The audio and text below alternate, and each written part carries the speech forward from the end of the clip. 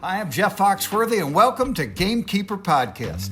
If you want to learn more about farming for wildlife and habitat management, then, buddy, you are in the right place. Join the Gamekeeper crew direct from Mossy Oak Land Enhancement Studio as they discuss the latest wildlife and habitat management practices, news, and, of course, hunting. There's no telling what you'll learn, but I'm going to tell you, I bet it's interesting. Enjoy. We're live in 3, 2, 1. All right, everybody, welcome to the Gamekeeper studio as we count down the days to till turkey the season. season. It won't be long, will it? Well, I tell you what, it's sure warm enough out there right now.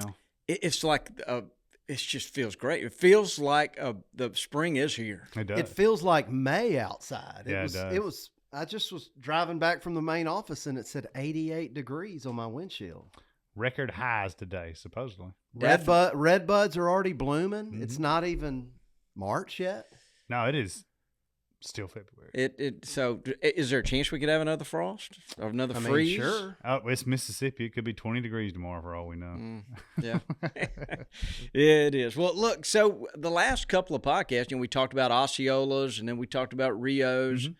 So today we're going to talk about Miriams. Miriams. Which is the mountain turkey. Yeah, they're fascinating. Yeah, they are. Do you know where they got their name, Lanny? I'm gonna say you don't. I was gonna shoot from the hip, but it wasn't gonna be good. Yeah. Somebody's last name. Yeah, we'll learn about that today. I'm guess. sure it's one of the things that we're gonna ask. And but before we get started, I've got our producer Richie, our esteemed producer, who has, he's had all kind of troubles in producing this podcast with microphones and just all sorts of stuff. But the other day, I walked back to his office to do something. And I want to ask, Richie, when I walked in there, did I catch you asleep or were you praying? Because I paused there for a second. I said, he might be praying. His eyes were closed. He's got a lot to do, so maybe that's what it was. And then all of a sudden you jumped and I left. But I wanted to ask, what did I encounter there? I was in deep meditation. There you go. Guys, I think Richie may have sleep apnea. Let me tell you what Richie did. Hold on. Let me tell you what Richie did though this morning. So, yeah. We have an office refrigerator and a kitchen, like most offices and most refrigerators. And a certain someone had been using the kitchen after hours last night, doing a couple things in the kitchen, and had knocked some things out of the refrigerator, and unknowingly had knocked one of our esteemed coworkers' beverage her Sprite. out of the refrigerator, and it was just on the floor this morning, and she was very upset about it, and duly so. Had her name on it, labeled properly, and everything else. And she so kindly was to send an email out letting everybody know, that what had happened and what had transpired and how it was not kosher. It wasn't. This is not good, and I agree with her 1,000%. Problem was, I was on a conference call. On a video call, we were working on some seed stuff, so I realized immediately that it was me that had committed this infraction. Yet I didn't have time to get to our fellow coworker instead. But when I did, I came around the corner, and there was Richie in front of her saying, "I did it. Blame it on me." Yeah, he took one for the team. He took one for the team. When he didn't even do it. He didn't do you think he thought he did it? Maybe he has sleep apnea and he could be thinking that he actually did that. No, I knew I didn't do it. Yeah. And I knew I did. I was a team player there. He's a total team player. I knew you were a good human. Yeah, he's just a solid stand-up human being. You know what I mean? Take one for the, and it was me, 100% me. So. Well, I can believe that. Yeah. And I believe Richie's a good guy, but I think he's got sleep apnea. Yeah. I think we need to investigate having you tested there, Richie. Well, our fellow coworker Chris had sleep apnea. Yeah, we caught him sleeping at his desk. You could not catch him sleeping. You would hear him sleeping. Yeah, you would hear him snoring. You could not catch him. I took my shoes off a couple times and tried tiptoeing in. But as soon as he got the sleeping machine, the breathing machine, it never happened again. It never happened again. Yeah, well, he got married, and I think all of a sudden that kind of everything. Yeah, then he got a breathing sleeping machine because she wasn't putting up with it. Nah, we love you, Chris. Sorry. Yeah. Maybe running over on the office talk, but Okay. All right. So let's circle back around. And today we're going to talk about Miriams. We've got a guest that came highly recommended to us. and his name is Dr. Chad Lehman. He's from there Boom. we go, blow the horns for him. He's from South Dakota Game and Fish. He's a senior biologist, been there a long time. He's guys, if you can go to YouTube and you can see, he's got roosted turkeys behind He him. is sitting in a Ponderosa Pine forest of turkeys right now. I mean, how much more does that? That's cool right there. Technology. Well, good afternoon, Chad. Yeah, welcome to the Gamekeeper podcast. Well, thank you very much. I appreciate the invitation. Well, look, could you tell us a little bit about yourself? Yeah, so I'm a senior wildlife biologist for South Dakota Game, Fish, and Parks. My office is in the Black Hills. I'm actually housed in Custer State Park. And I do a lot of research and management of not only wild turkeys, but I also encompass species such as bobcats and bighorn sheep. So my duties include a wide range of different research and management type of work. And so my job day to day one day I can be darting a bighorn sheep, and the next day I could be rocket netting Miriam's turkeys for a research project. So it's a really fun job, and I just don't know what I could, might be doing the next day. So it keeps me on my toes. Oh my goodness. Man, Yeah, we might you- need to send Richie to hang out with him for a Yeah, couple you days. handle a wide range of animals. That and sounds like habitats. a It's- dream job. Yeah, it is. Well, just Google his name and the word Dakota, and there will be just a huge list of stuff that he's been working on. And That's so cool. different articles and things. So Richie perked up over there. I think you want to go to South Dakota. being able to dart a bighorn sheep, I mean, Come on. Yeah, how cool is that? I mean, that's like a once in a lifetime thing, and you just get to do it. It's just what we're doing on for Tuesdays work. I around get to here, do it all the Dudley. time. It's a lot of fun. Yep. Well, look, I don't expect you to answer this question when I ask it, but you could maybe nod your head or something. But after you dart a bighorn sheep, and you'll probably put a mask over him Yeah, to of calm him course. down Yep. and all that, do you take a picture like, hey, look, I got a bighorn sheep here? You know you I've would. done You- that. I've done that so many times. I've got lots of pictures, so it gets to a point where it's just like, it's just another bighorn and just another number. So, yeah, when you first do the first couple, you're like, oh man, I'm gonna get lots of photos, and it's like catch and release hunting, right? So you're Yeah. sitting there with this big ram, and you get lots of photos. But then after a while, it's kind of like, well, it's just part of my job. And after you do a few hundred of those, you're kind of like, well, it's just part of the job. Yep. So. Got to go tranquilize a bighorn sheep today. Just to So, see his teeth. but before we leave bighorn, I mean, that kind of caught me by surprise here, but I don't see how those animals make a living up there in those mountains like they do. But Amazing. do you guys, Nature's amazing. do y'all, are there disease issues with the sheep that are different than what other agencies have to deal with? Well, I'll be honest with you. Bighorn sheep are obviously a really important, iconic species throughout the West, and they've got a lot of importance just because of the disease issues that surround them. So, typically bighorn sheep, they would flourish on their own. We would have, many more thousands of bighorns across the West if it wasn't for disease. And the big time disease that's a major issue is related to pneumonia.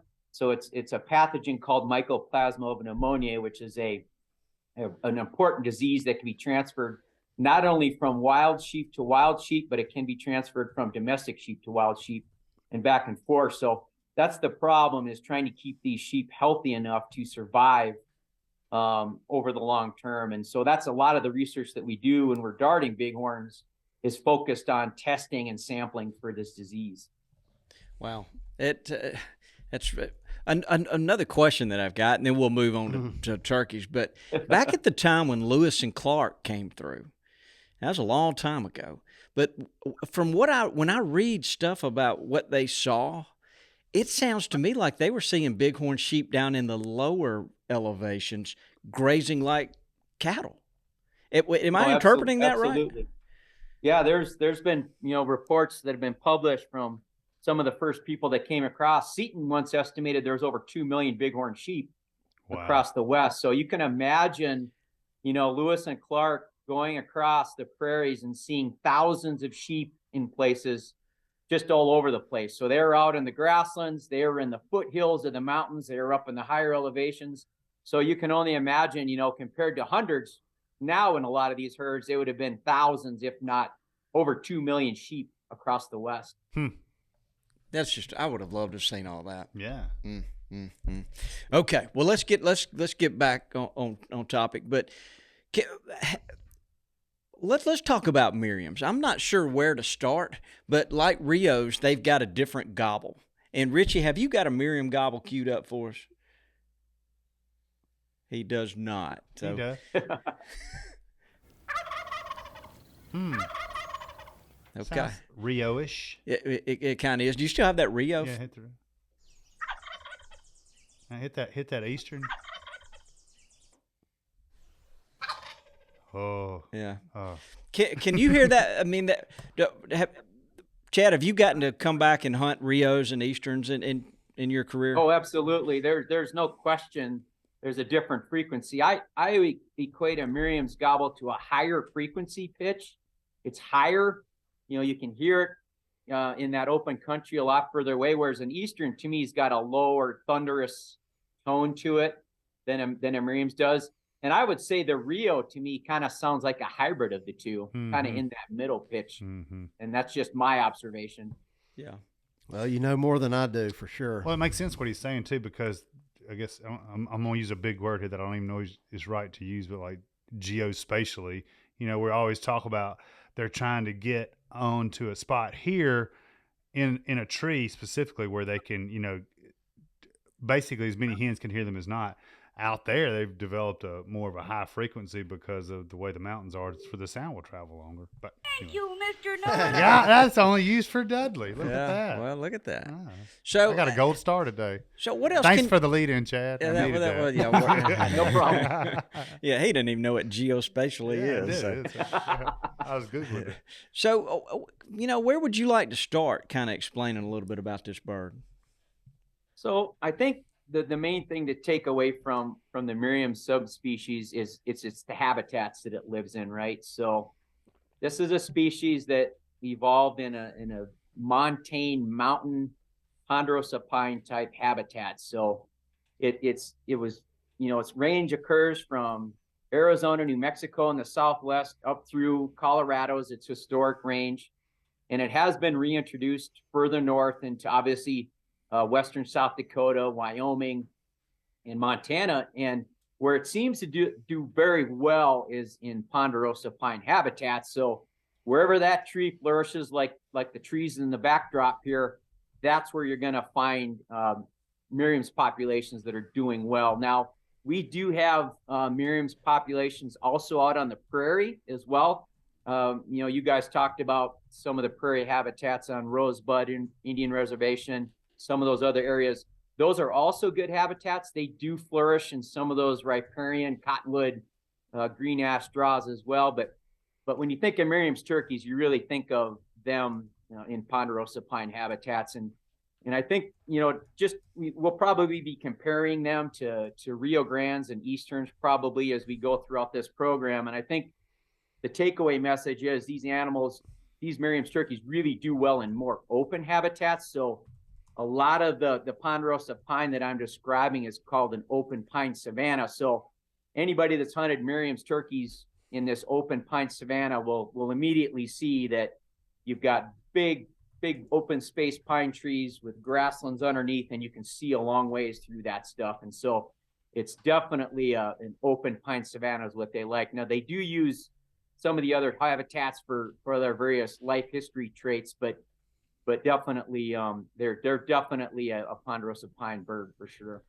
So when I think about Miriams, I think about those lighter colored tips on their fans.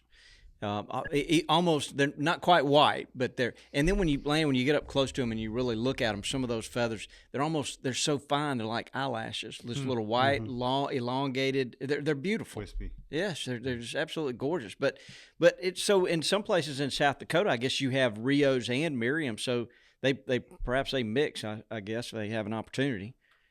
Yeah, and typically what I tell a hunter if they're coming to South Dakota, I tell them if you're going to come, everything west of the Missouri, 99% of the time it's going to be a Miriam's turkey.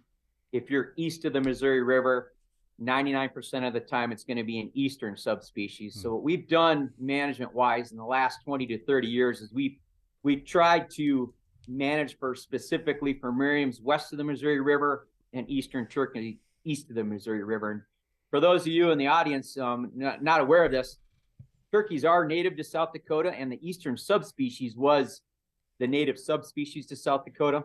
And the range typically went from southeastern South Dakota up through a lot of those riparian channels up to the mouth of the Cheyenne River and the Missouri River is where they were last seen. So it gives you an idea of where the indigenous range of the birds was before they were extirpated or removed from the landscape in the early 1900s. And then what the state did, turkeys were reintroduced then in 1948 in the Black Hills with Miriams from New Mexico, and they just took off. Literally within under 4 years, we went from having 25 birds reintroduced to 1,000 turkeys in 4 years. Wow. So that gives you a sense of how well Miriam's turkeys can do in They were good busy. Ponderosa Pine habitat. And then the state subsequently moved those populations into the riparian habitats out on the prairie. And then Rio Grandes, they were reintroduced in the late 50s and 60s for a period of about 5 to 10 years. And they did well in South Central South Dakota, but following that initial reintroduction, Easterns were brought in the early 1990s. And then subsequent to that, everything's been focused on Eastern wild turkey management east of the Missouri River. So we do have, like you guys talk about, we probably have some relict Rio Grande genetics and some of that stuff in South Central South Dakota, but for the most part, you're looking at Miriams or Easterns now. Wow, interesting. They've been busy in South Dakota. Yeah, they have. So, do y'all have any? Is it a fair question to ask a population estimates on the Miriams? So, right now we don't have a really good population estimate. How we do it is we take the harvest data for our Black Hills unit, and it's an unlimited harvest there. So that gives us a pretty good correlation with what we call an abundance estimate. And so we do utilize harvest data in a population reconstruction. And right now we're trying to update that data set to get a better estimate. But we typically look at our harvest data for the big units like the Black Hills. And then our other prairie units, our allocations are usually in that range from 25 permits to maybe 150 to 200 permits. Some of our bigger units like Gregory County will have 700 permits.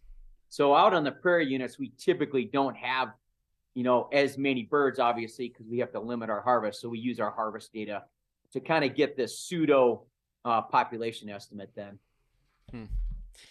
Dudley, you look like you. Well, I'm thinking, and I like to think about habitat and trees and stuff. But so before they were extirpated, what do you think the habitat differences were, maybe 500 years ago compared to what we're seeing today? I'm talking about, your Ponderosa pines, were they thicker, thinner? Was there, more grasses, whatever? Yep. Well, I'm convinced, and I have no way to prove this, but the Black Hills is essentially an island of pine trees. And so I think if turkeys could have found enough of a connector from that southeast country up through the Cheyenne River, they would have made it to the Black Hills. They'd have been highly successful. Geographically, they were isolated by these large swaths of prairie. And if you look at historically in South Dakota, obviously fire was on the landscape. And when you have a lot of fire, that obviously can probably reduce these amount of riparian habitats that you have connecting some of these other bigger places and trees. And if you look at the fire history of the Black Hills, it was a fire return interval of every 15 to 20 years. So you were having fire come through that landscape fairly frequently. And so you would have these trees that would build up and they'd grow, and then they'd get to a point where they were big enough where they could survive a low intensity understory fire. And so you get the trees to a certain size where they really weren't being killed by fire. And then all the little trees, of course, were being killed by fire. So, when you're talking a fire return interval of every 15 to 20 years, you're talking, there's a lot of disturbance on the landscape. And so that's obviously good for a lot of animals, and especially turkeys that want this early successional habitat, for nesting and brooding and stuff. So, even though turkeys weren't out there in the late 1800s, early 1900s, I think they would have done very well in the Black Hills. Okay. Good to know. Lanny, what about you? Well, when I think of South Dakota, I think of wind and kind of being cold. So I just wonder. It's only -8 here at my house right now. Wow. My goodness. How would you guys like to come up here and sit up here for a while? Yeah, there's I'd 90 probably- degrees difference between you and us right now. Yeah, I would probably die. Yeah, I wouldn't make it, that's for sure, especially with that wind blowing. I can't handle that. So I just kind of wonder, about what these birds do in the winter to make it. No, that's a great question, and we get that a lot. And one of the things we really prioritize as a state agency is winter food plots, and not only for turkeys, but obviously for deer and pheasants and other game birds. And so out on the prairie, if the birds aren't on a ranch, a lot of times they'll be in and around ranch feeding operations for cattle operations. Obviously, that's critically important and we're having a pretty hard winter up here. And so the birds will be associated with those feeding operations on ranches. If they're not on there, they're going to be utilizing some kind of food plot, probably corn or oats that have been left out on the landscape to help maintain their survival over the winter. And in the Black Hills, we've got a different scenario. And I was going to, try and touch on this with habitats with Miriam's turkeys. What they typically feed on in the wintertime is Ponderosa pine seed. So that tree right here in the backdrop has a fairly substantial pine cone. And in September and October of each year, these cones open up and there's a winged seed that comes out. And there'll be pine crops that every 3 or 4 years can be phenomenal. And so these things flutter down to the forest floor. And what the turkeys do in the wintertime is essentially scratching the pine duff, and they're feeding on these pine seeds. And that's their primary food source in the Ponderosa pine habitats. And so the critical thing with that, though, is if you've got too much snow, typically we find in the literature and in our research, if it's over 9 inches of snow on the ground, they have a tough time digging through that snow and getting to the pine seed on these south slopes. And so that's when it's important to know, okay, if they're not in the pine forest, then they've got to find some other kind of supplemental food. And in the Black Hills, that's probably either going to be somebody's bird feeder or probably a ranch that's feeding operations with cattle. And turkeys can go about 2 weeks without eating before they starve to death, depending on their body condition. Huh. And so typically what we see is these southern slopes, if they get enough sunlight and if they're open enough, hopefully they'll be able to utilize that south slope and get to some of that pine seed. Gosh, they're hardy. Yeah, no doubt about it. You got to think they're the hardiest species. That's a lot of work for a little seed Yeah, like that. yeah. I mean, I probably compare my backyard chickens to turkeys too much. Yeah. But it's crazy to think that, they have this perfect diet for your chickens, and then a wild turkey can go 2 weeks without eating, and then most of its diet is just one seed. Yeah, it's pretty wild. It's just really interesting. Yeah, they can lose up to 40% of their body weight in 2 to 3 weeks. So yeah, and it depends on the condition of the bird, obviously, going into that. If they're thin going into that, that's not good. It'll be less time, but typically they can go basically, and a lot of scientists will tell you this, biologists study turkeys, when it gets like this, when it's 10 below and there's snow, they would actually prefer to sit in a tree most of the day and not move, because energetically it's more expensive to get down and burn all those calories when it's that cold looking for food versus just sitting and using that thermal layer that they got with all those feathers and just hunker down until it warms up. And then you'll see them then start moving. Once you get into that 0 and up, then they'll start getting down and they'll start moving for food. But I mean, I've had radio collared birds, you guys, literally sit in one spot for 2 days when it gets like this, and they won't move. I don't blame them. And that's an adaptation, obviously, for survival. So Yeah. So with their beards, I might be, Bobby might have pulled the wool over my eyes. Will their beards freeze off? Will it get that cold? Well, it's probably more related to the nutrition. So if it does start breaking and get brittle, they're lacking some kind of nutritional, probably a protein or something in their diet that would help them maintain that beard. But yeah, I've seen that in some birds that are nutritionally deficient, where their beards do break off. Beard rot. Yeah. But yeah, I think Bobby was pulling the wool. Over Yeah, well, your he did eyes. pretty. He does a good job of that. So the Miriams out there, do they Typically, you'll see them in the wintertime. They'll be in giant flocks, right? Absolutely. Yeah. 100 to 200 birds is quite common in the winter for their wintering flocks. And you'll see, the gobblers typically will be in their obviously their main groups separated from the hens and the jakes. But, I've seen even gobbler flocks, 30, 40 birds in a group out on the forest trying to make a living in the wintertime. Wow. So around here in the southeast, and I guess a lot of area east of the Mississippi that's got a lot of tree cover and such, our lowest hole in the bucket, so to speak, is early successional habitat. Grassy stuff, wildflowers. It's either mowed or trees around here, it seems. What is the lowest hole in the bucket where you are for the Miriams? That's a great question. And I think that's going to vary depending on where you're at spatially in the state. So one of the other things that we have to deal with in South Dakota is drought.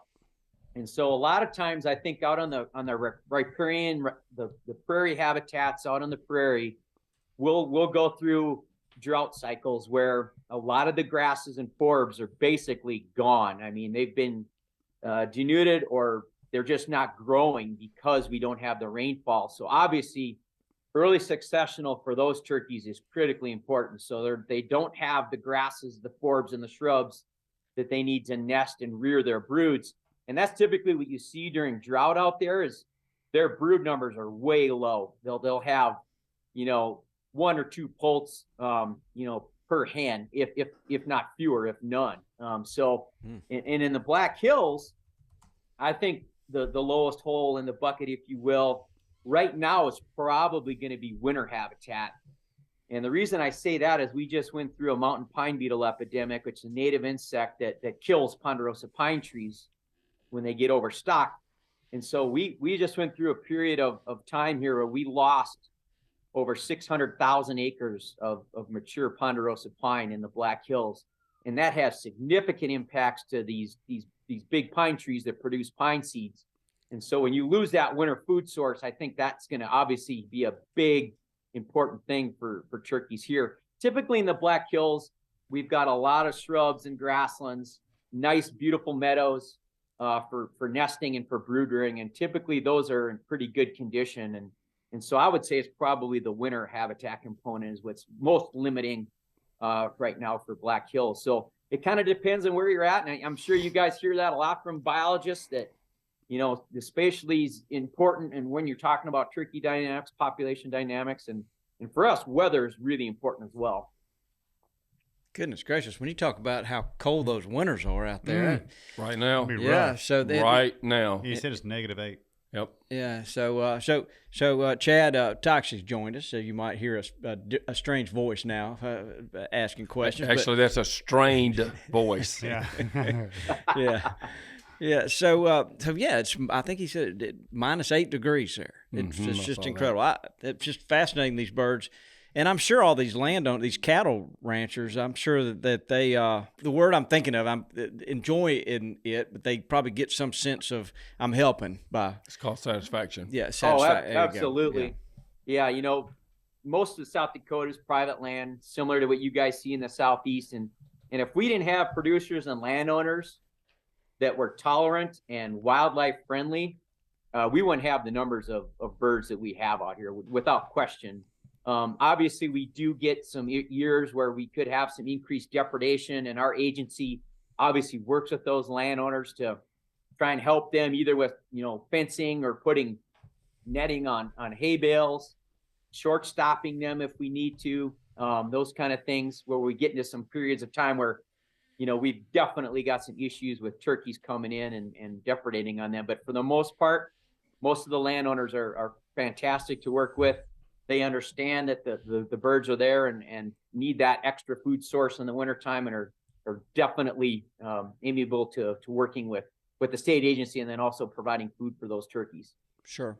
So I would think that South Dakota, you probably have another level of predators that most states don't have to deal with maybe even some big cats.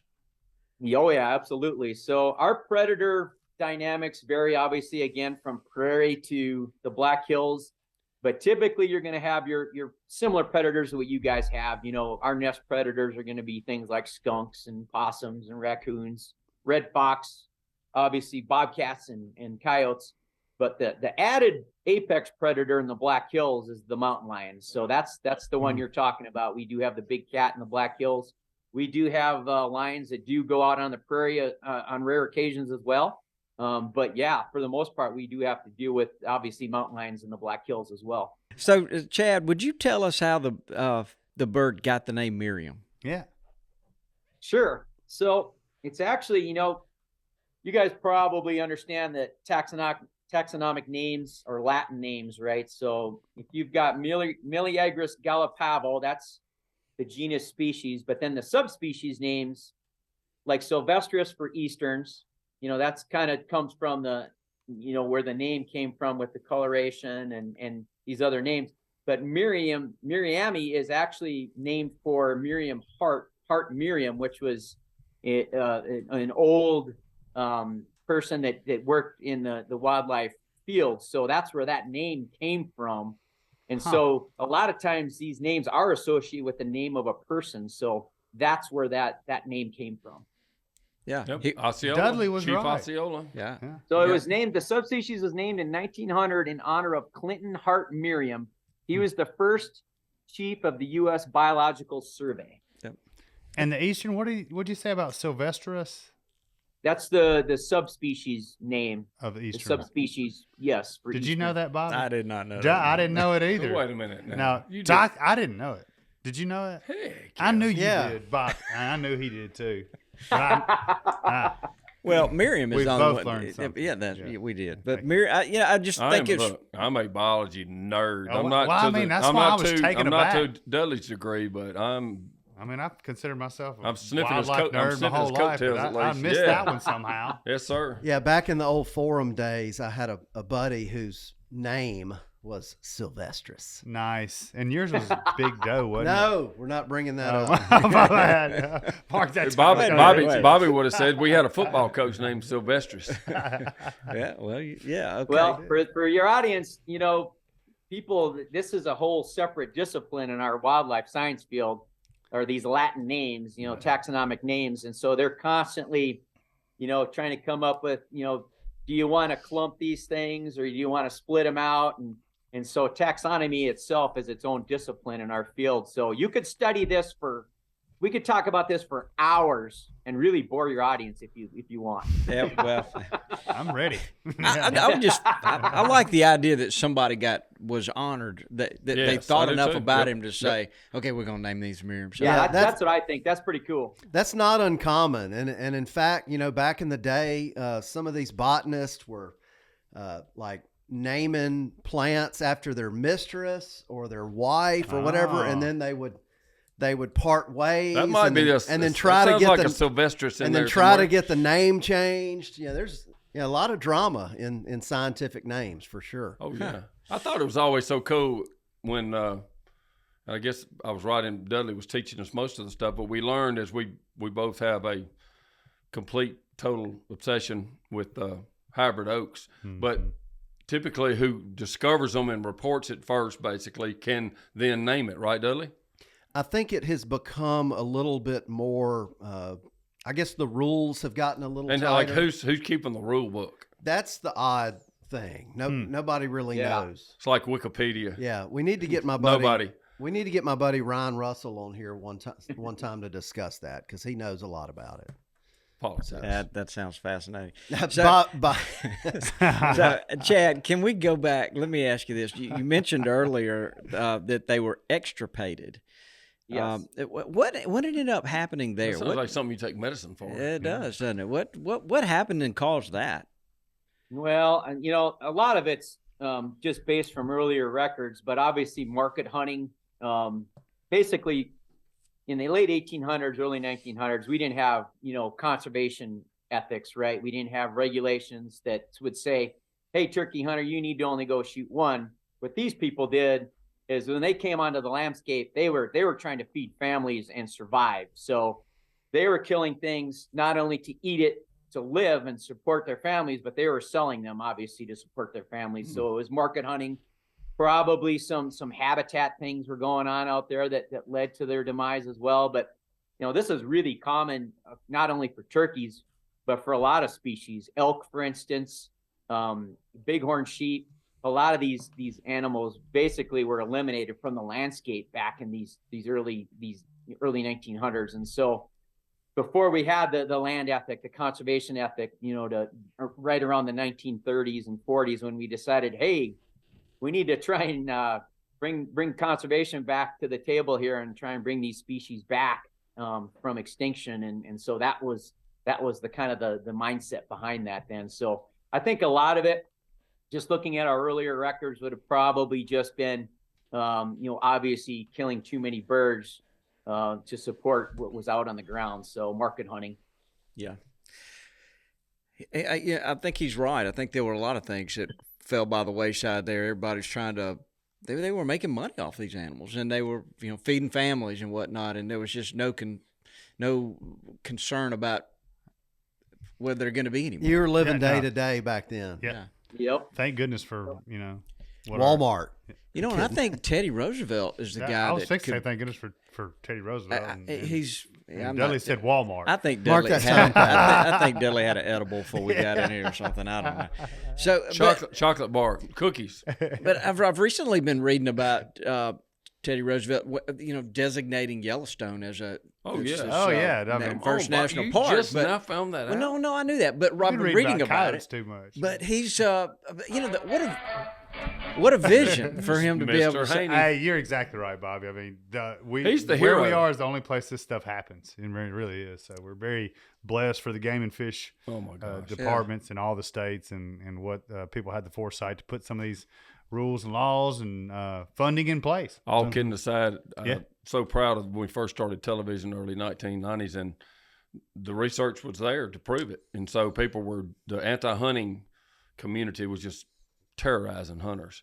And, animal rights groups, send me money, we're free, And so the point was, if you have money and you love animals and you want to donate money to some organization, that is the highest percentage of that money will go to work for animals. For the animals. Buy a hunting license. That's right. And it would just Buy a make them hunting insane to hear that. But it's the truth. It's the truth. That's right. Yeah. Mm-hmm. Super cool. Yeah, I see Chad nodding his head. I mean, It's only here. it's Nowhere else absolutely in the world, truth. right? So it's an uphill battle to pick apart what happens in wildlife conservation and the management. Because you know what? We only get to hunt.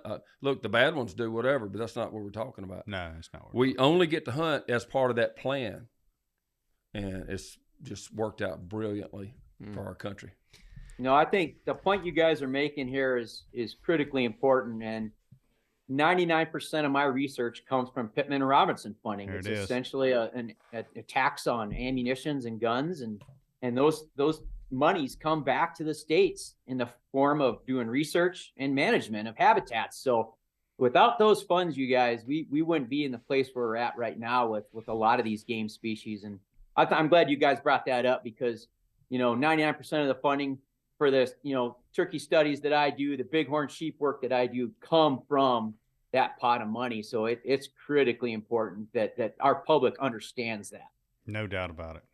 Oh, it's everything. It makes you proud, because basically hunters are saying, hey, we'll take care of our own. Exactly words I was just going to say. You hear us crowing and preaching, and I know I'm on my soapbox sometimes about, hunt to what your place will bear. Don't just shoot, kill. But I'm telling you, when the word gets out and hunters, almost all of them, everybody's willing to pitch in and do whatever it takes for our wildlife to prosper.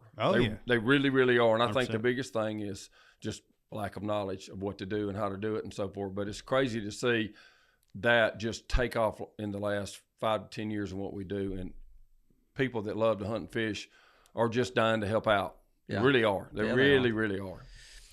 So Chad, I want to ask a couple of questions.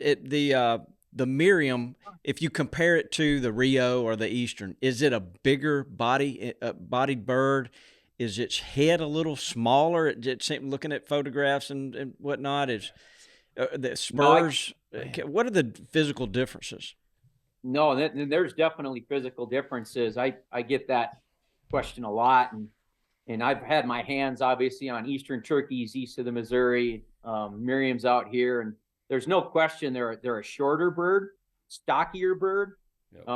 The average weight on our gobblers is about 18 pounds in the Black Hills, and if you compare that to our easterns, typically they're going to be in the low 20s, 20 to 22 pounds for an average weight on an eastern gobbler that's 2+ years of age. And so they're definitely a little bit smaller. They're definitely shorter, and stockier. You know, you get your hand on an eastern, the one thing you really notice when you look at them is the length, how long they are, how athletic they are. And a Miriam's is definitely a kind of a shorter, boxier, heavy set bird. So there's definitely a difference there in their body build for sure. I'll tell you one thing they have. They have the biggest feet of all of them. Is that right? And it has to be because of living in rocks and something. I don't know why their feet, their toes Got to hold are on so in the big wind, and too. swollen and thick compared to the eastern turkeys. Way bigger feet. They really do. I don't That's think that. interesting. I don't think they have as thick or heavy of a beard either. Well, they don't. They have shorter beards. And I was wondering if that's genetic or rocks or, you know. I think it's probably related to the habitats they Yeah. live in. I think we do see some Miriams out on the prairie when they get in some pretty good food, they can grow some big beards. So I think that's more driven by the habitats they're in.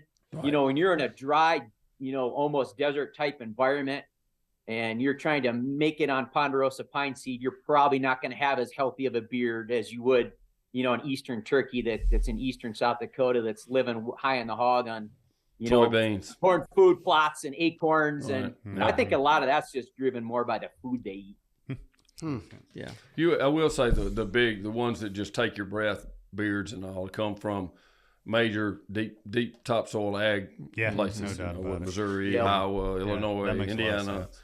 Yeah. you know, places like that. But to flip that, I think that when you're talking about taking your breath away, when you see a big Miriam strutting and they've got they're those beautiful. white tips Yeah, on, honestly, they I mean, are gorgeous. It's sacrilegious to say one is most beautiful, but boy, they are. I've looked at them and said that's the most beautiful of all the species. But it's just, you know, I don't want to compare that because they are all just an unbelievable work of art, like nothing in nature. No We doubt. love them all. Yep. So Chad, you probably, as you got ready to come on this podcast, you said, well, if these knuckleheads are got any kind of smarts, they'll ask me this. Well, is there something that we hadn't asked we need to ask?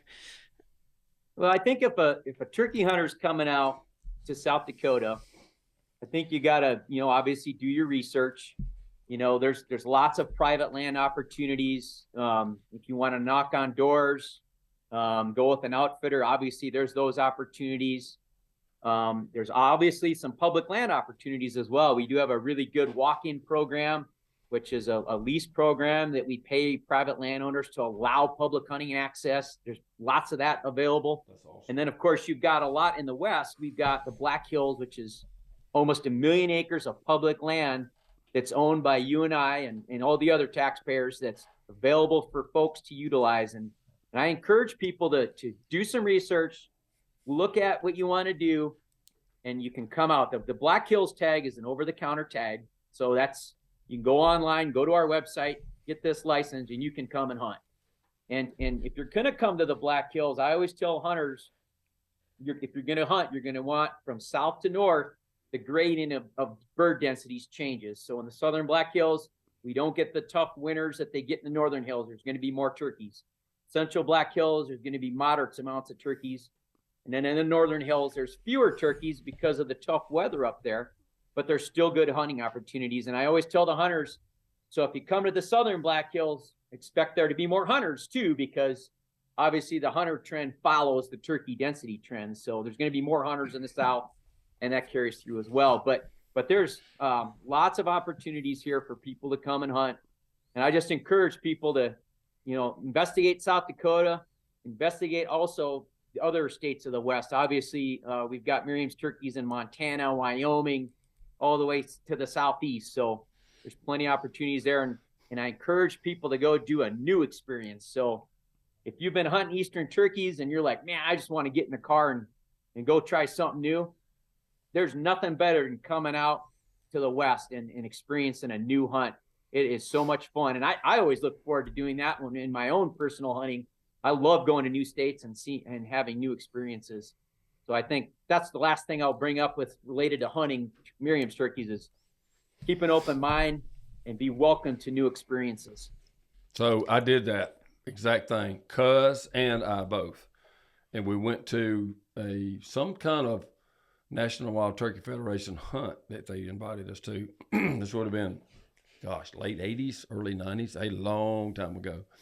And they had all their special guests, and we didn't have a place to go. So we literally went to some check state. We obviously bought our license first, but we bought some check station place for the Black Hills and got a pamphlet and a map. And we had a rental car, just a car, and we're riding through the Black Hills. Call. Yeah, no, unfortunately the tube call, but it worked. But we went and we went and we went, and we're like, you just had to get we're getting to sight, see a beautiful place. Oh yeah. And here's a little side trail, and just park it and walk down here. And this was after just about a whole day, and then lo and behold, we hear a hen yelp. And he was like, oh, that's all we get, and I was like, that's awesome. A turkey. After what we've been through, that's awesome. Sit down. We yelp, hen yelps, the turkey gobbles. 2 minutes later, I kill one. Golly. And that was it. That's all we heard. And then when I shot, like 3 gobbled, and we moved 100 yards, and then probably 30 minutes later, he killed one too. That was in a rental car, just taking potluck, taking a pamphlet map, and it was fun. It was my point in telling him this is reiterating what he said. Yeah. It was just a great experience. I think it was going to be a great experience either way, just to go do something like that. But yeah, haven't pulled it out. And actually, he filmed it. It was on Primos. He filmed me, and then he gave me the camera, and I actually filmed him. And Primos used his hunt instead of mine. I got a videographer. Attaboy. I had to relive that memory with him because the Black Hills is really a special place. Oh wow. Yeah, all right, Matt, get us a rental car. I need a pin. Yeah, Mr. Mount Rushmore's in Did you South drop a Dakota. pin? We You have didn't have on it. We took them. We took them to take pictures where you could see the Mount Rushmore in the background. Oh, that's Great. I'd never heard that story. I thought I heard all your stories. It's recorded on videotape. I overheard Cuz telling a story. It may have been from that hunt, but it had something to do with the vocalizations of the Miriam's turkeys. And he was trying to call in the way he calls here in the South to Easterns.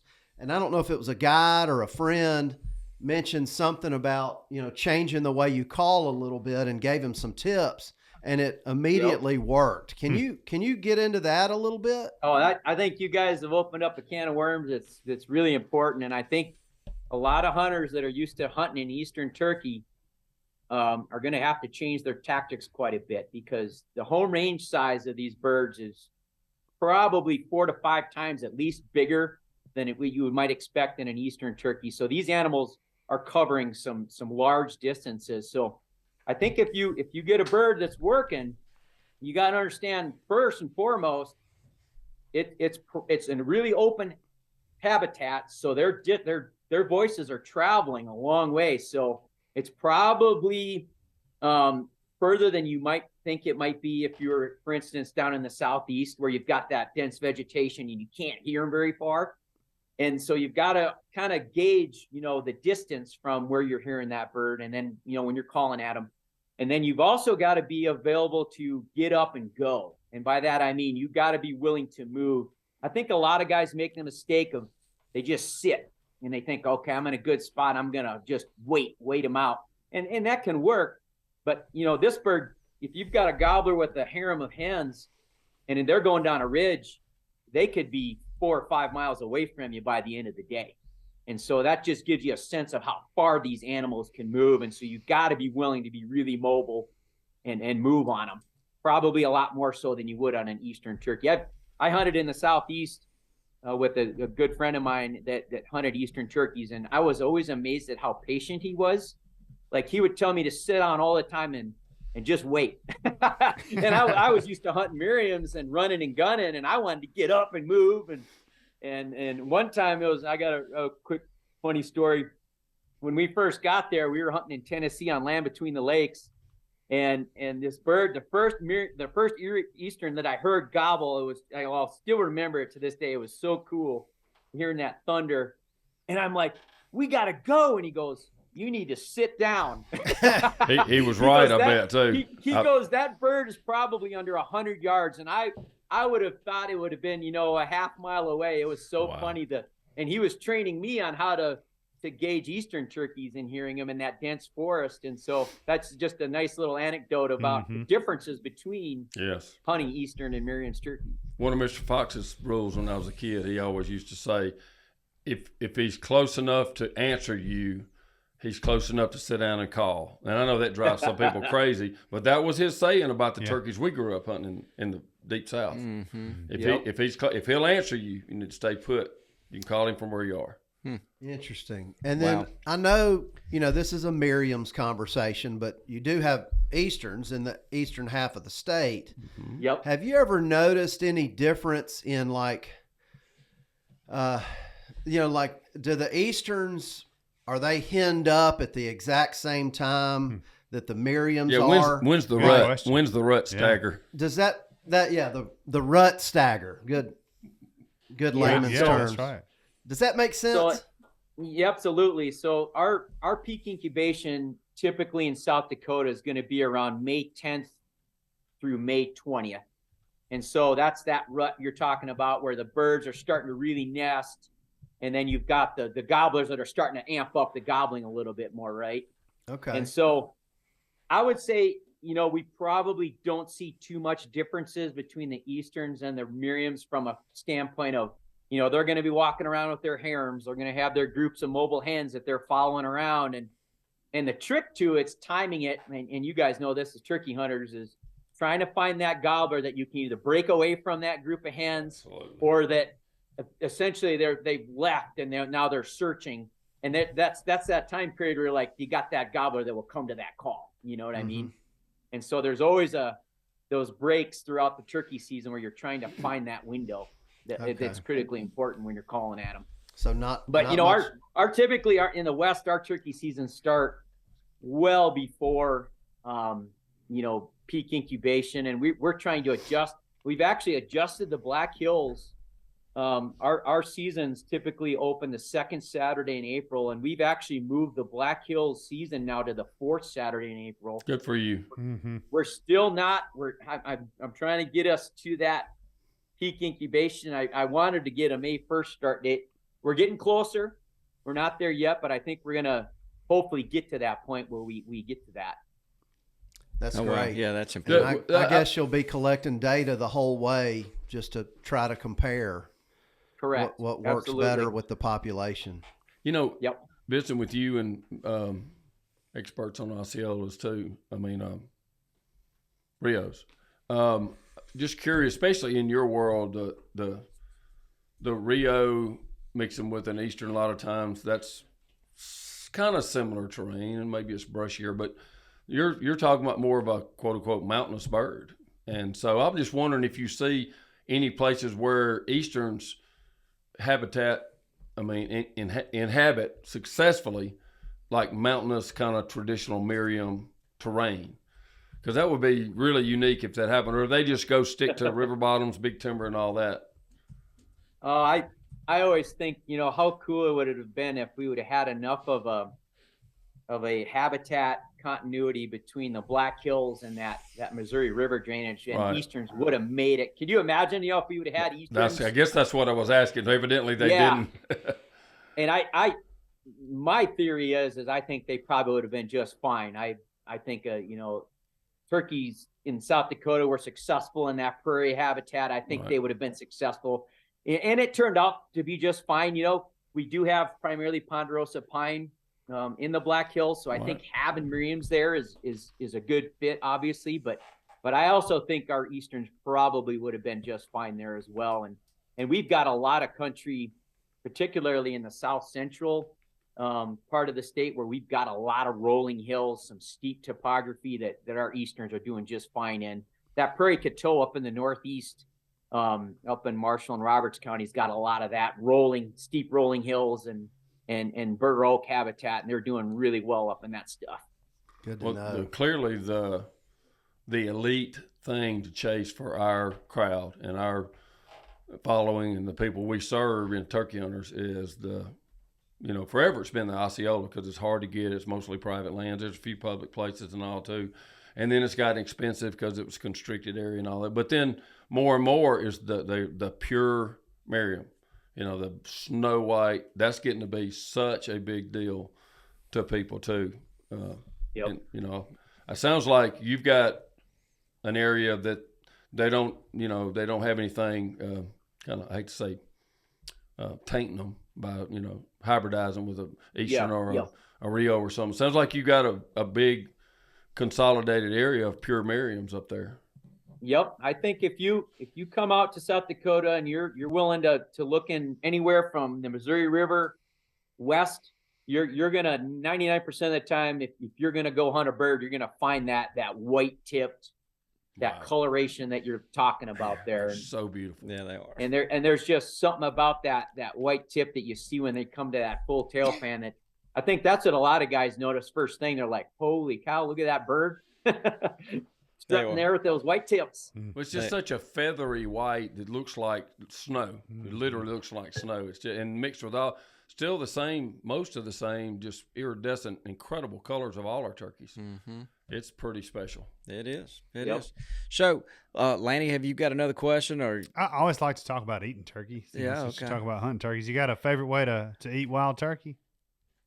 Well, I'll tell you my favorite way, and it's been this way a long time, is I like to put them on the grill. I'll do a little bit of a marinade, but then I'll take the breast meat and I'll wrap them in bacon, toothpick them, and I'll put them on the grill and barbecue them that way to keep the juice in there. Because I love that flavor, but if you let it cook at its own devices, it will lose its juiciness. So I like to wrap them in bacon and cook it slow on the grill, and man, I'll just pull that out and put it on the plate, and I just love eating them that way. That's my favorite. Nice. Good. That's the first. Yeah.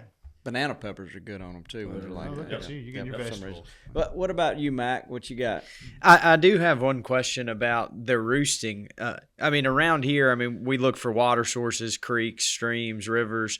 Where do you find that do they have historic roost sites? I know traveling large distances, they might not make it all the way back to that same tree the next day. So what do you look for roost locations? No, that's a phenomenal question. And I tell guys to look for this characteristic when they're scouting.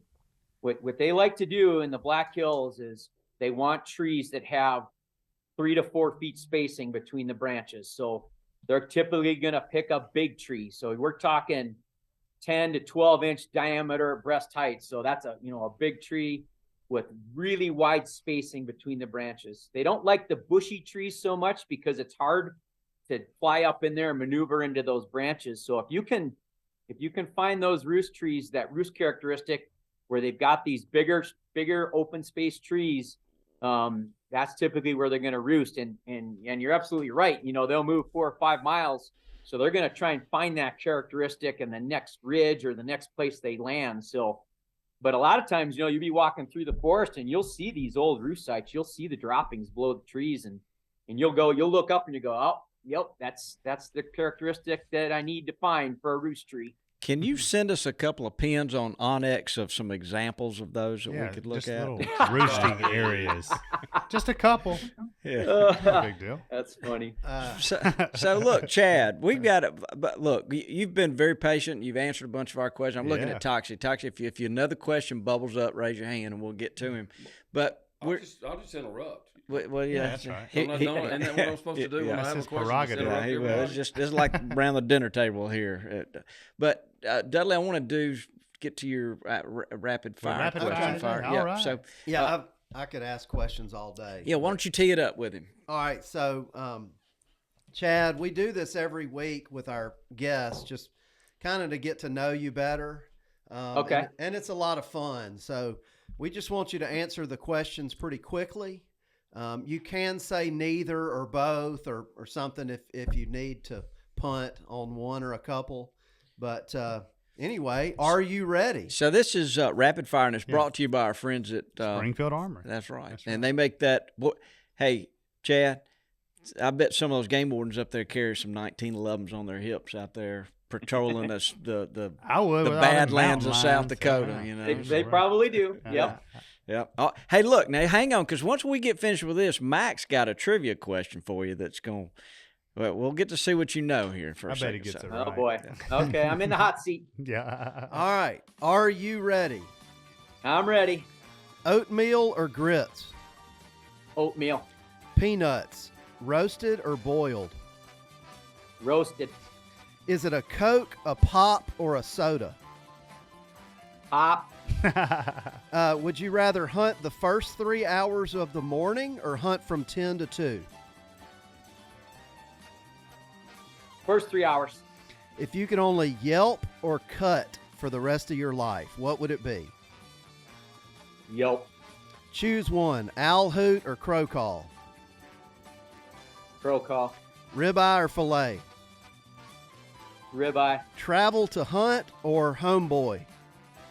Oh, travel for sure. Okay, this is important. Natural toilet paper or BYOTP? Oh man, both. That was good. Yeah, That was really good. I'm sorry about that, Jack. I'm not done. Oh, wait. I thought Would that you was a rather closer. hunt Easterns or Miriams? I'm gonna go Eastern because I live with Miriam. So There Okay. you go. Cool story, bro. I Good like job. it. Good job. So I have to say, quick, in the annals of Mossy Oak and way back in time, so many things originated from our great friend Bob Dixon. But I said, made me think about. We had a place we all hunted together, and someone was like, I was passed by. I saw one of those cotton gloves laying in the road. He said, "Don't touch it. Whatever you do, don't touch it." Yeah.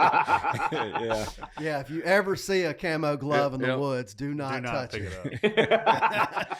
Do not pick it up. So, Chad, next we're going to ask you a trivia question, and if you get it right, then one of our listeners that's left a review wins a prize. And Lanny, we've got a new prize table over here. If you'll see, Richie, what the prize? Richie will be showing the prize here in a second.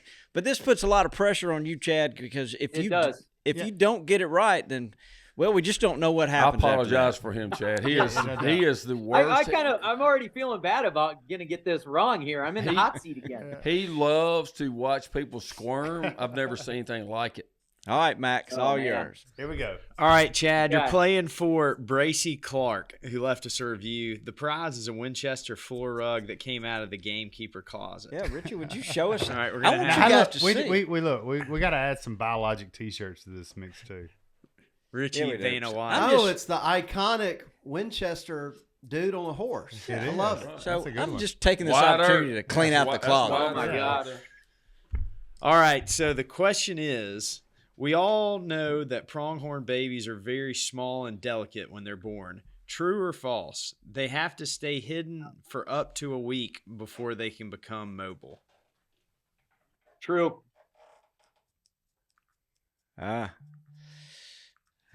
Well, so read him the answer that we had. So What? the caveat to that is what's their hiding strategy, right? So we know they can get up and walk, but is the strategy better to hide for the first week or get up and run? Right? Yeah, well, and I think you're nailing it, but we may have worded the question. Of course you did. It's a trick way it question. sound- Yeah, Well, of course you but- did, Except, Bobby. as I said, I I've warned you actually- about him. So I've done pronghorn research and I know they can get up and run and walk and Yeah, you're arguing with the South Dakota Hey, senior Bobby. biologist. Not I just But want you to know they that. would You read prefer to the hide. research by one of his How much- students. how many Bobby, so I think pronghorns he have you probably messed knows the with? answer. Yeah. well, so Mac, will you read what we had? Okay, I think this will explain it. So, baby pronghorns might take their first fumbling steps as soon as 30 minutes after birth. They can already outpace humans at just 4 days old, and by the time they're a week old, they can outrun horses. Pronghorn calves are milk fed exclusively by their moms until they reach 4 to 5 months of age. So you did not ask the question right whatsoever. So you asked a pronghorn researcher who lives in Then South you're going to Dakota argue with him about No, that. I wasn't going to argue, but I found it fascinating that within 30 minutes that they're walking around, and within a few days they could outrun you, Lanny. I'm doubt about it. But they know better. That's Yeah, correct. So there's really no right answer. I think right. I'm that's gonna bet you what our white-tailed deer are very similar. I bet They so just- too. I would ask you this It's got to be pressure instead of over that it. question. One of the things that I've learned over the years, like all our biologists or game wardens, everybody, if you see a phone, don't touch it. Whatever you do, don't touch it. Well, mom wasn't there; she's there. But they're like invisible odor-wise for some period of time. I don't know if it's there. Is that Correct. true of pronghorns too? Yes. Yeah, absolutely. Isn't that amazing? Yeah, they've definitely for sure the first couple days after mom licks off all of that amniotic fluid, they definitely don't have the scent that they will get when they're at a week or 2 weeks of age. So they definitely rely on that hiding strategy for sure the first week I mean, to avoid predation. Because even though they can get up and run the first couple of days, if you get a pack of coyotes coming in to hunt that thing, they're better off just sitting still and not moving, Yes. hoping that they don't find them. Mm-hmm. no trouble. And the mom's typically not right by them. The mom tries Right. to lead the predators away Yep. from where that fawn is hiding. Yeah, she don't want her scent to draw something to them. It's just nature. I Yep. mean, at every turn, at every Amazing. podcast, So- at every biologist we talk to, nature is so amazing. It never gets boring. It's the most fascinating thing in life. It's crazy. Yeah. Well, really let's- is. let's just say you were correct. Yeah. And Yeah, Bracy. Bobby, Bobby read it wrong. Yeah, Bobby yeah. gets to go to timeout. Yeah, Bracy Clark, you've won this great rug. I would here. say, yeah, double his price. Yeah, we got to throw some Fantastic. biologic T-shirts in there for sure. Yeah. Okay. All right. Well, look, Toxie, you didn't get to hear, but at the very beginning, he kind of told us his job description. And one day he's dart gunning a bighorn sheep. The next day he's trapping turkeys with a canonet. He's just handling all sorts of animals. We got to send Richie out there to hang out with him for a couple of days. Mhm. He's got a dream job. He does. That's incredible. And thank you. I just decided we're going to start something here at Gamekeepers and at Mossy Oak that I see us all do. Whenever we run into a veteran, we always say thank you for your service. From now on, with people like you, I want to say sincerely from my heart, thank you for your service. Yeah. Oh, thank that's you. great. Yes, sir. No, Y'all are and my I heroes, appreciate all of it, y'all. guys. I appreciate what you guys are doing and disseminating this information from my world, my realm, and and research and management out to the public. Because without your guys' platform, we're not getting this information out to everybody. And I think this is the kind of thing that should be done all the time. And I really appreciate what you guys are doing as well. Appreciate your service as well. There we go. Yeah. There you go. Dudley has this little segment called Ask Dudley, and where a listener asked him a question, he answers it. I'm going to turn it over to you, Dud. So again, this is not really from a specific listener, but I'm just basing this off of getting questions, folks emailing me and talking to me on the phone. Folks are wanting to know tips for scouting for turkeys early season, and I've been out I call it my Sunday afternoon stroll. I've been out scouting the last couple of Sundays, and what I'm noticing, at least in our area, is a lack of acorns this past fall and winter. And you might be 100 miles away and just had a crazy big bumper crop, but around here we did not. And the tip I have, if you're scouting, the easterns around here, I know, are keying in on acorns. There's not a lot of insects. There's not a lot of green stuff to eat. So they're going to be scratching around. And this year, I'm noticing that all the cherry bark red oaks and the southern red oaks are basically the only game in town, at least in my area. And so I challenge you guys to start learning your oak trees. So if you look on the ground and you see a bunch of scratching, don't just say that this is a good food source and move on.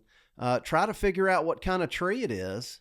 And that way you might can save it on your own X on your phone and, come back and look for other trees. But if you know that the cherry barks are dropping and the southern reds, and you know the site relationship, that they're usually going to be in the drainages and the lower slopes, you can look on your phone at a topo map and find similar areas that look exactly the same, same elevation, same aspect, and go find more cherry barks and more southern reds to check for early season before things green up a lot.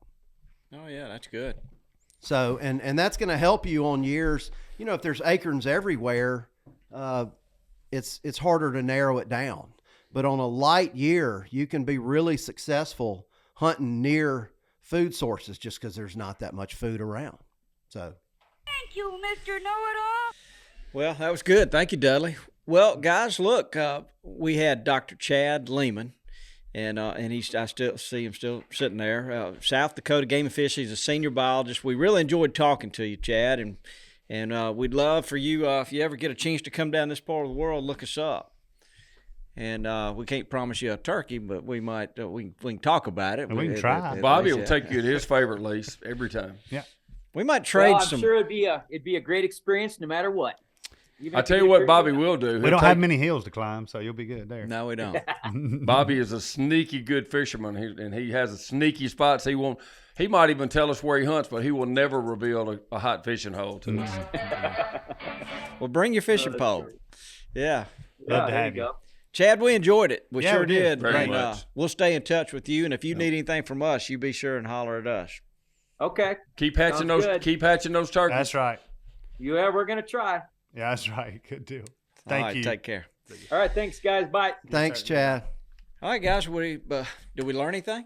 Always. Always. We learned a lot. Yep. I've got more questions, but the show must go on. We got other things to do. Yeah, one thing we did learn is there's no perfect answer to a lot of these things. It depends. Because It depends. one says sitting still in patience, and the other one says move, move, move. Mm-hmm. Just depending on where they are. So Mm-hmm. it just goes to show you develop your own. Listen to everybody, soak it all up, be your own man. Develop your own way of doing things. Based on where you are. It was interesting to hear him say how the Miriams and those Ponderosa Pines were synonymous with each other. Yeah, I found that really interesting, and just what he's saying, how it relates to the turkey restoration efforts, and how they got there is really interesting. And it's interesting to me there's a hard line there between the Easterns and the Merriams. Well, I was in pure Miriam country last spring in northern New Mexico, and they hadn't had a hatch in years now. It was bad. And they blame it on they've had such drought conditions at the wrong times. They aren't. And they said their primary source is the pine nuts. I had no idea. That's it what was he was that talking critical. about. That critical. But in their world, it is. And so without them, they don't have nutrition to even have good hatches. Yeah. Pignons. Mhm. Pignons. Exactly. So I'm trying to think when this one, there's going to be one more event for the Mr. Fox Fest. It's at March 11th. They'll be here at the West Point Mossy Oak store. And we may or may not have a short one. We'll talk about that. Uh-oh. Because things are really looming to be big. I've never seen anything like it. And, all I can say with this podcast, which will be prior to our event in West Point, is that we are just can't. There's no words for the gratitude we have for the love of Mossy Oak and the brand and my dad. No doubt. And what he stands for, because everybody here knows it's just so pure and all, but it is absolutely. We way underestimated what kind of response there would be. I mean, you just don't know till you do something. And so, at any rate, to everybody that is out there that has responded or let us know or in whatever form, waiting in line for stuff and all, it's just crazy. And we just know, no matter what anybody says anywhere on the planet, we are so grateful for that love, because let's just face it, that's what I say all the time. Love at the end of our run, love's all we got, and when we get that kind of love from that many people, it just makes our life awesome here. Well, so the Fox Vest in and of itself is incredible. There was one auction at the end of it went for, but there were also, I think, there were about 10 really a world-class one-of-a-kind collection of calls. custom calls. Yeah. Wait, calls that normally you'd be on a waiting list 2 to 5 years to get. Yeah. They We looked at them today. They did that, and all those are going to be donated to charity. And we're actually found out that we're donating a lot of them to charity for auctions, for raffles, for places. There's got to be a limit to it. We just can't do it all over the place. But had no idea the outpouring of response to it. And he loves it too. Yeah, he does. He sure loves it. He loves it. Dudley, you got anything to add? No, I was just really interested that the man that was the high bidder on the vest used to work at Biologist in He the did. warehouse You know, a long his- time ago. His, Yeah, well, he didn't his work in the warehouse. He didn't stepdad work in was the warehouse, actually over all the leasing for International Paper, their wildlife division, whatever, when we were leasing land from them. Portland Landing. Yeah, small Yes, world. sir. So we Small knew him world. from 25 Yeah. years ago. Just Jimmy a Bullitt, great total guy. Coincidence, crazy. Yeah. But a prince of a guy. Oh my Oh gosh, man, yes. great family, Yes. no doubt about it. Yeah, and Dudley, he was in the marketing department. Oh, He I'm was, sorry. He was an I didn't get intern. the full story. Yeah, he's Yep. he's a really smart young man. Sure So was.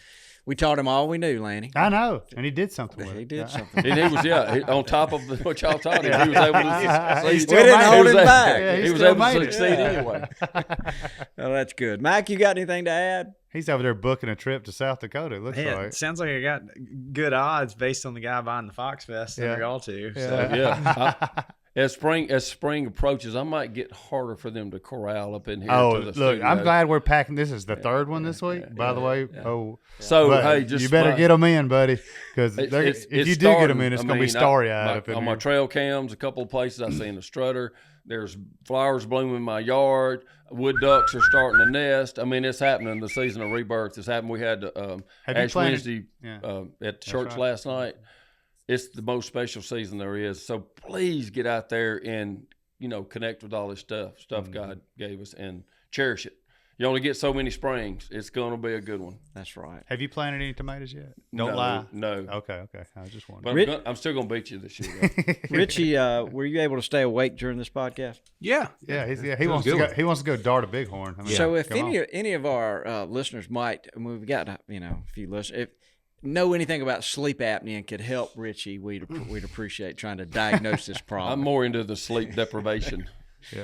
Yeah. So, well, Taxi, you missed at the beginning, and we don't have time to go back. But so, anybody else got anything to do to say? Add, Dud, look. 80 minutes in. Yeah, 80 minutes in. Why don't you say goodbye, Dudley? Goodbye, Dudley. Get us out of here, Mac. Thanks for tuning in to this week's episode of the Gamekeeper podcast. And be sure to tune in again. Subscribe to Gamekeeper Farming for Wildlife magazine, and don't miss the Mossy Oak Properties Fistful of Dirt podcast with my good buddy, Ronnie Cuz Strickland.